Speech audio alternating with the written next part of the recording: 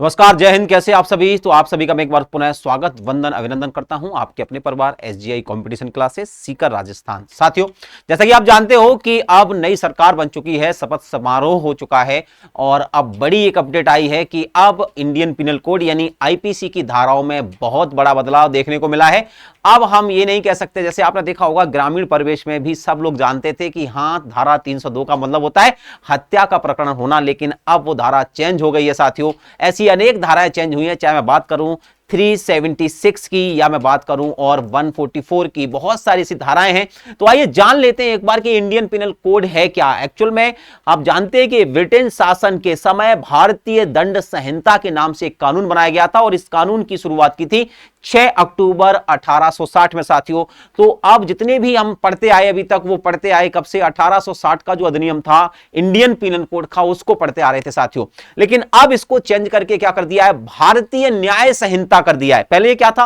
पहले था बच्चे ये भारतीय दंड संहिता को चेंज कर दिया है, इंडियन पिनल कोड को चेंज कर दिया है। अब इसकी जगह साथियों हम क्या पढ़ेंगे? भारतीय न्याय संहिता पढ़ेंगे। किस कानून में कितनी धाराएं, इस बात पे देखें तो भारतीय नागरिक सुरक्षा संहिता सीआरपीसी को रिप्लेस करेगी। याद रखना, इसमें अब 533 धाराएं रहने वाली हैं, 160 धाराओं को बदल दिया गया है, जबकि 9 नई धाराएं जोड़ दी गई हैं और 9 अन्य धाराओं को निरस्त भी किया गया है। अगर मैं बात करता हूं कि भारतीय न्याय संहिता आईपीसी को रिप्लेस करेगी, तो इसमें अब भारतीय न्याय संहिता में इसमें पहले की 511 धाराओं के स्थान पर अब कितनी होंगी? 356 धाराएं होंगी, यह भी ध्यान रखना है।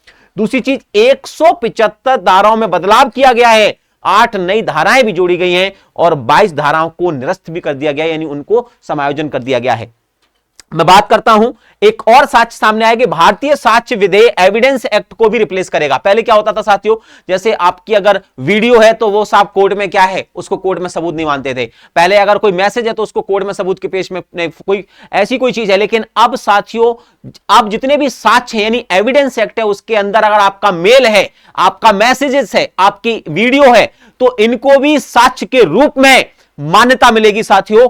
अब ये एक अच्छा विधान आपके बीच में आया, क्योंकि पहले नहीं था। वो अंग्रेजों की गुलामों की दास्तां थी, तो उस समय ये सारे इवेंट्स नहीं थे, उस समय ना तो वीडियोस होती थी, इतने मेल नहीं होते थे। लेकिन अब इसको चेंज करने का समय आ गया है, क्योंकि अब हमारे पास साक्ष्य होते हैं। किसी के मैसेज अगर आपके पास है, किसी का मेल आपके पास है, इसीलिए कहता हूं आपसे कि कभी भी कोई काम हो, चेक से करो, मेल से करो, अपने पास एविडेंस रखो, क्योंकि अब इन एविडेंस को कोर्ट मानेगी, क्योंकि अब ये आईपीसी में जुड़ जाएंगे साथियों।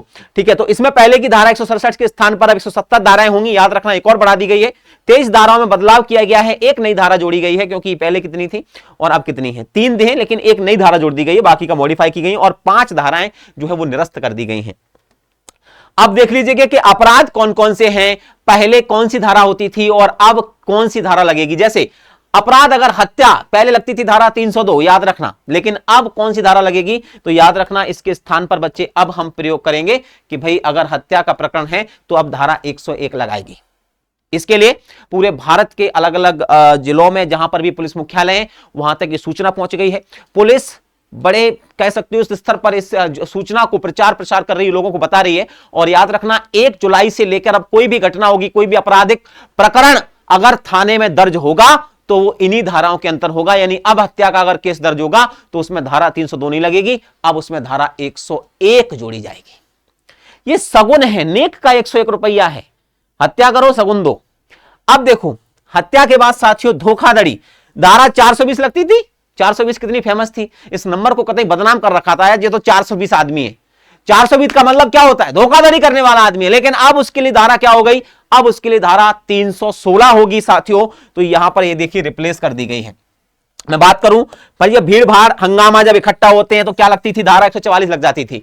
धारा 144 के तहत हम इकट्ठे नहीं हो सकते, जगह पे भीड़ भाड़ नहीं कर सकते, बिना परमिशन के इकट्ठा होकर हंगामा नहीं कर सकते। तो ऐसा लगता था अगर डीएम साहब को या न्यायालय को कि भाई इस क्षेत्र के अंदर उधम मचा सकते हैं लोग, है ना, बहुत सारे लोग मिलकर केओस कर सकते हैं, व्यवस्था या गड़बड़ी फैला सकते हैं, तो वहां धारा 144 लगती थी। लेकिन अब उस धारा को बदलकर कर दिया गया है धारा 187। ध्यान रखना, 187। इसी प्रकार से अगर देश के खिलाफ अगर आप षड्यंत्र रच रहे हैं, तो उस समय धारा लगती थी 121, लेकिन अब यह धारा का नाम बदलकर जो है वो हो गया है 145।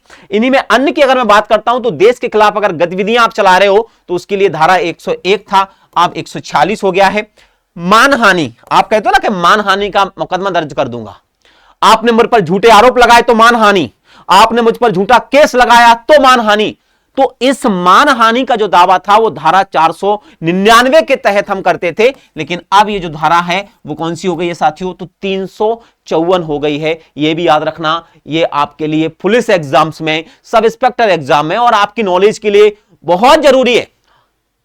अगर आप इलिटरेट हैं या आप एजुकेटेड हैं, आप पढ़े लिखे हैं, तो आपको इन कुछ विशेष धाराओं के बारे में जानना जरूर चाहिए। इंडियन पिनल कोड को पढ़ना चाहिए था। चलिए, रेप की मैं बात करूं, सब जानते थे कि भाई 376 के अंतर्गत रेप आता है।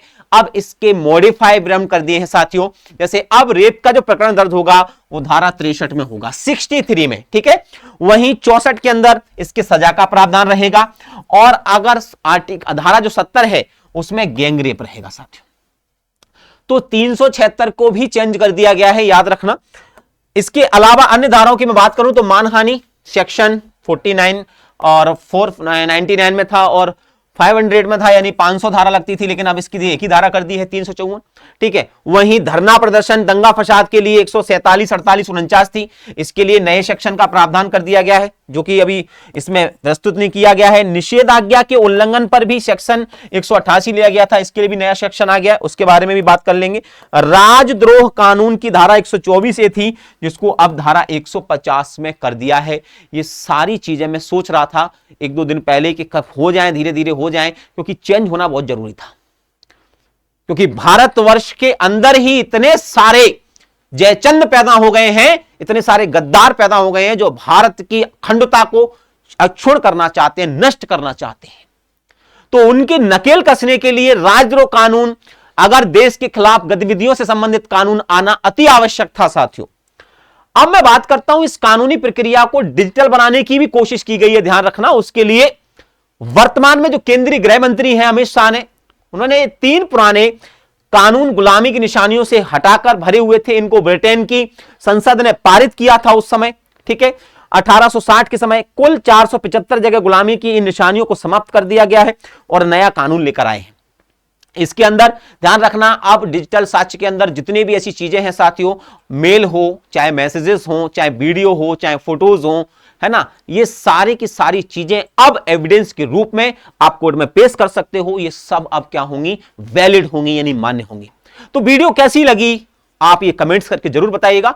ऐसी ही इंफॉर्मेशन वीडियो के लिए हमारे यूट्यूब चैनल को सब्सक्राइब कर लीजिएगा और हमें फॉलो कर लीजिएगा। धन्यवाद साथियों, जय हिंद, राधे राधे। मिलता हूं फिर एक नई वीडियो के साथ।